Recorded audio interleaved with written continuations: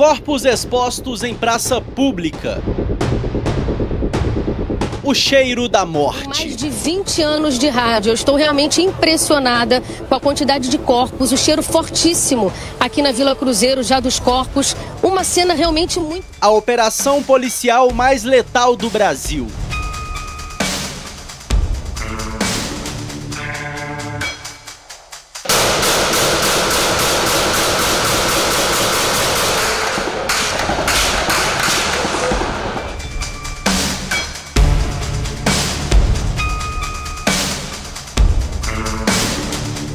A operação, nos complexos do Alemão e da Penha, reuniu mais de 2.500 agentes das forças de segurança.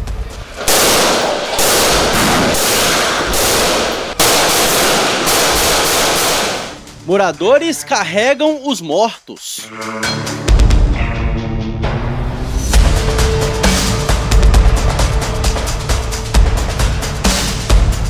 Cadáveres enfileirados na porta do IML.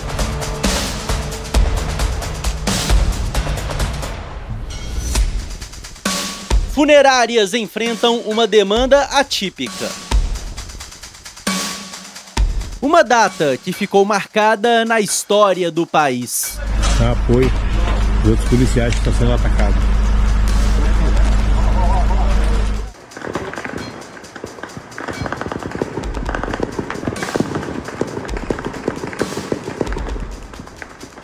Você assiste a partir de agora Os Mortos do Rio de Janeiro.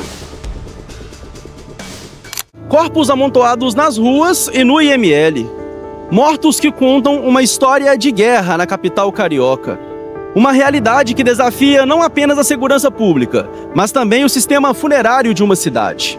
Eu sou Eberton Lopes e hoje eu vim te mostrar os detalhes que envolvem os cadáveres das pessoas que faleceram durante a operação policial mais letal da história do país. Não vamos entrar no mérito se são policiais, criminosos ou apenas moradores da comunidade. O nosso foco aqui é abordar os procedimentos funerários. Está bem interessante para não perder a acompanhada ao final, mas antes deixe o seu like, inscreva-se no canal e ative as notificações. –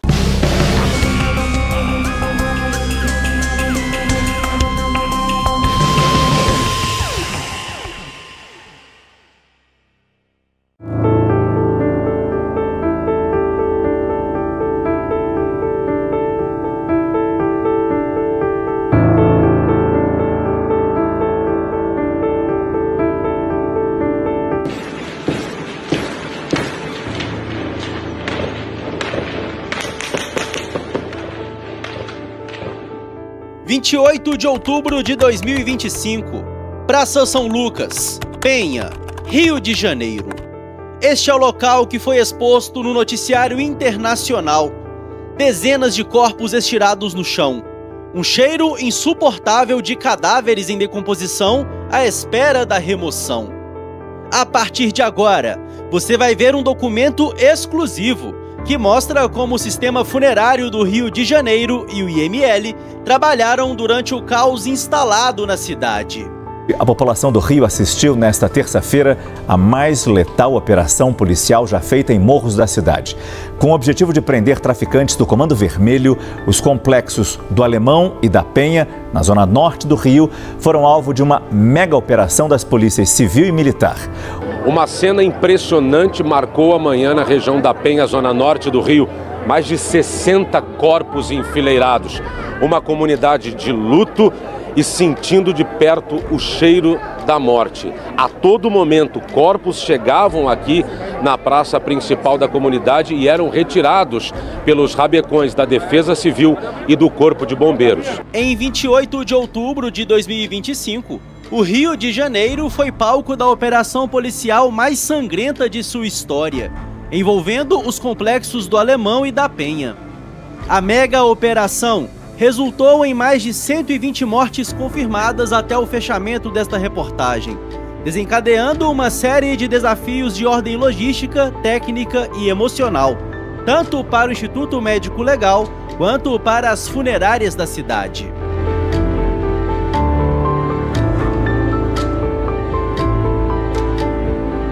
A gente está aí trabalhando pela vida dos amigos aí. Ontem eu passei o dia todo no Hospital Getúlio Vargas, atendendo as famílias, procurando os seus entes queridos, né?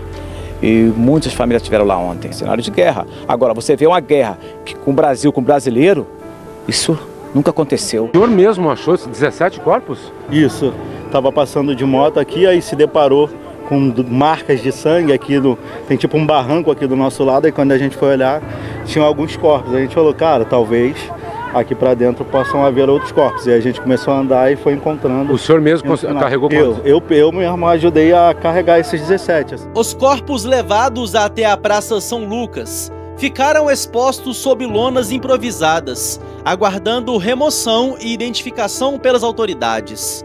De acordo com relatos, o cheiro de cadáveres em decomposição rapidamente invadiu a região. A situação foi agravada pelas altas temperaturas do Rio de Janeiro, típicas do período.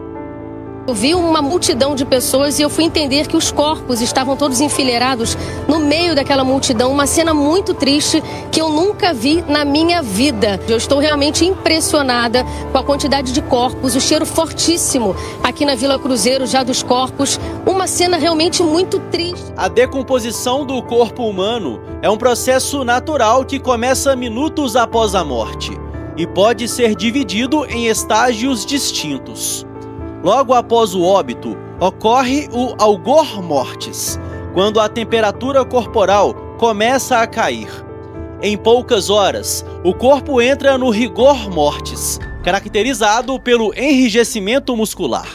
A fase crítica de decomposição visível, chamada de putrefação, inicia-se entre 24 e 72 horas após a morte, dependendo de fatores como temperatura, umidade e a exposição do corpo ao ambiente. Nesse estágio, bactérias presentes no intestino e tecidos começam a decompor os tecidos moles, liberando gases como metano, cadaverina e putrescina, que são responsáveis pelo forte e desagradável odor característico. Esse cheiro pode se tornar insuportável, principalmente em ambientes sem refrigeração adequada. O trabalho de tanatopraxia, que consiste na preservação e higienização do corpo para fins funerários, torna-se cada vez mais desafiador com o avanço do tempo. Em casos de decomposição avançada, a manipulação do cadáver pode ser inviabilizada devido à fragilidade extrema dos tecidos e ao risco sanitário elevado para os profissionais envolvidos. No Instituto Médico Legal, é essencial que os corpos sejam armazenados em câmaras frigoríficas, pois essas estruturas desaceleram a atividade enzimática e bacteriana, preservando os cadáveres até que possam ser realizados os procedimentos necessários, como exames periciais e identificação por familiares. A ausência ou falha dessas câmaras pode levar ao agravamento do estado dos corpos, intensificando o odor e tornando mais difícil a conservação. Dessa forma, a refrigeração é uma medida indispensável para assegurar tanto a dignidade dos falecidos, quanto condições de trabalho adequadas para os profissionais. O IML do Rio de Janeiro foi sobrecarregado diante da grande demanda. Corpos ficaram espalhados pelo chão.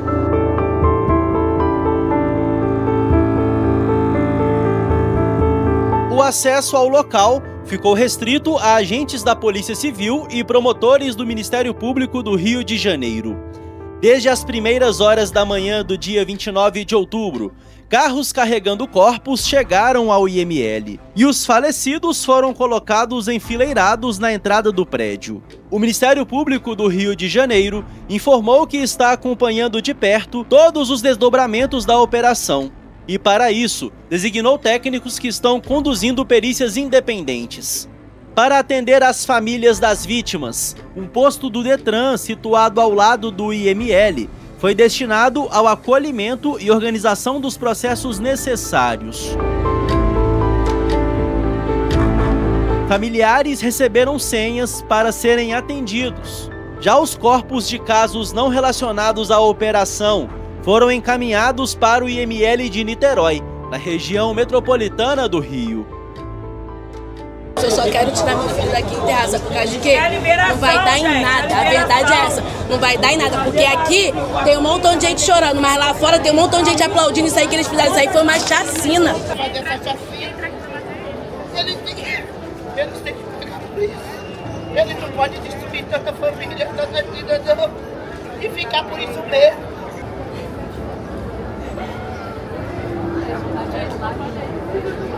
O fluxo de corpos que chegava ao IML foi massivo e ininterrupto. As famílias dos falecidos enfrentaram longas filas e esperas angustiantes para o reconhecimento. A liberação dos corpos dependia de trâmites forenses detalhados e, em muitos casos, faltava a previsão imediata para sua conclusão, acentuando o sofrimento das pessoas ali presentes. A infraestrutura do IML, já vulnerável antes mesmo do evento, ficou ainda mais comprometida. O Instituto enfrenta desafios há anos, marcados pela falta de investimento, deficiências em equipamentos e precarização do trabalho de seus funcionários. Em 2016, o Instituto Médico Legal Afriano Peixoto, localizado aqui na região central do Rio de Janeiro, enfrentou uma grave crise operacional. Necropsias deixaram de ser realizadas quando a situação chegou ao extremo, resultado da falta de limpeza no local.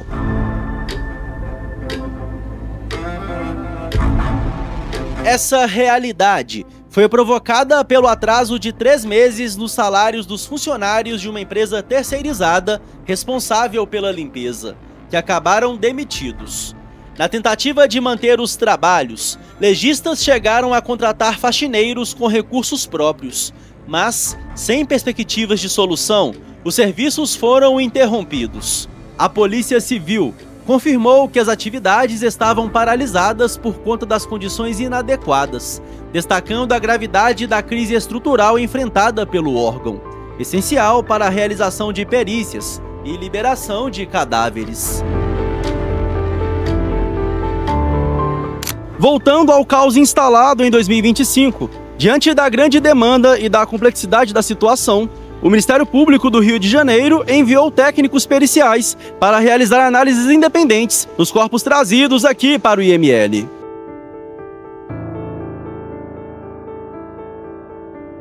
Esse acompanhamento buscava responder à pressão social e legal pela apuração de possíveis excessos ou irregularidades durante a operação militar.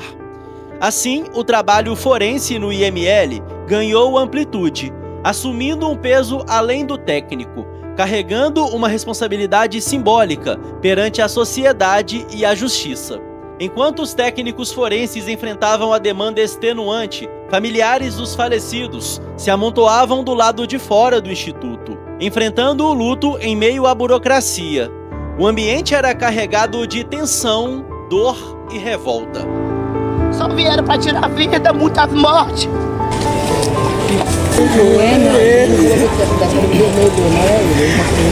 Os primeiros corpos foram liberados um dia após a mega operação policial, que ficou conhecida como a mais letal da história do país.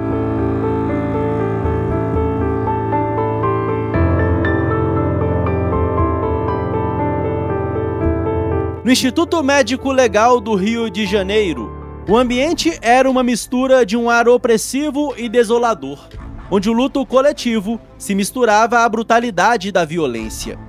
Familiares exaustos, em estado de choque, aglomeravam-se, no meio de gritos contidos, lágrimas incessantes e olhares perdidos, aguardando o momento do reconhecimento dos corpos de seus entes queridos.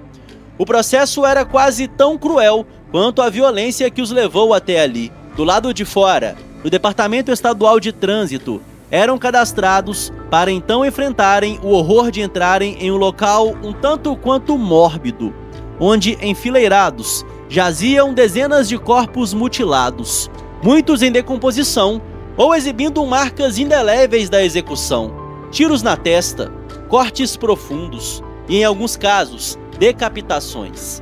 O odor era insuportável, misto de sangue coagulado e a carne humana em decomposição, impregnando o ar e tornando a experiência um suplício físico e emocional. Cada novo corpo reconhecido carregava consigo um grito surdo e um soluço rasgado dos que aguardavam, enquanto outros eram levados a um estado de anestesia emocional, olhando fixamente para o vazio. A angústia era ampliada pela incerteza sobre a liberação dos corpos, enquanto o cheiro da morte e o choro incessante pintavam uma atmosfera de horror absoluto. De acordo com uma notícia publicada no portal R Lagos Notícias, as funerárias do Rio de Janeiro têm enfrentado uma demanda sem precedentes desde a mega operação policial. O texto publicado no veículo de comunicação destaca que, para atender a grande quantidade de famílias enlutadas, empresas do setor precisaram reforçar suas equipes, ampliar estoques de caixões e agilizar os serviços de sepultamento. Muitos profissionais relataram trabalhar em ritmo intenso, já que o volume de corpos a serem preparados para os rituais fúnebres cresceu consideravelmente. Segundo a reportagem, algumas funerárias chegaram a expressar o apoio às forças policiais, destacando o aumento direto no número de serviços prestados devido à operação. O cenário, embora trágico, revela a sobrecarga vivida pelas famílias dos falecidos e a urgência dos serviços funerários diante de uma tragédia de proporções históricas.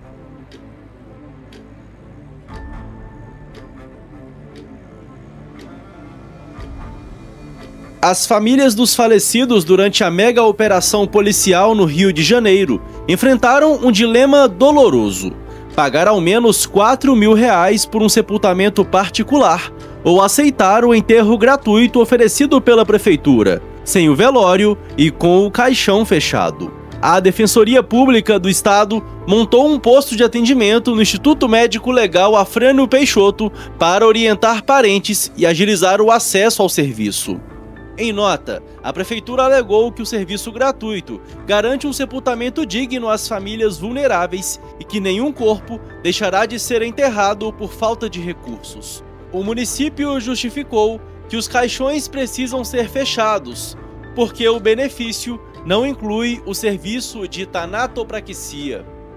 O sepultamento gratuito é destinado a famílias com renda de até 3 salários mínimos per capita. O procedimento para solicitar essa gratuidade exige a apresentação de documentos que comprovem a situação de vulnerabilidade econômica da família. Entre as exigências estão documentos como a declaração de renda, RG, CPF, comprovante de endereço e a certidão de óbito do falecido. O requerimento pode ser feito diretamente nos órgãos responsáveis, como a Secretaria Municipal de Assistência Social ou o próprio Serviço Funerário Municipal. Esse sistema é essencial para garantir um funeral digno, mesmo em situações de extrema dificuldade financeira. Em casos como a recente mega operação nos complexos do Alemão e da Penha, quando há um aumento significativo no número de falecidos, esses serviços se tornam ainda mais cruciais para as famílias enlutadas, que enfrentam, além do luto, o peso das restrições financeiras.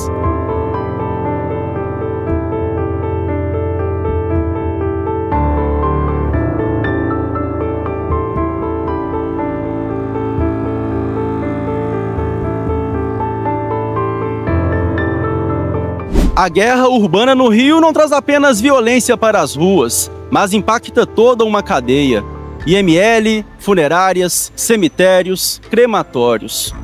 E o que mais te impactou nessa história? Comente aí.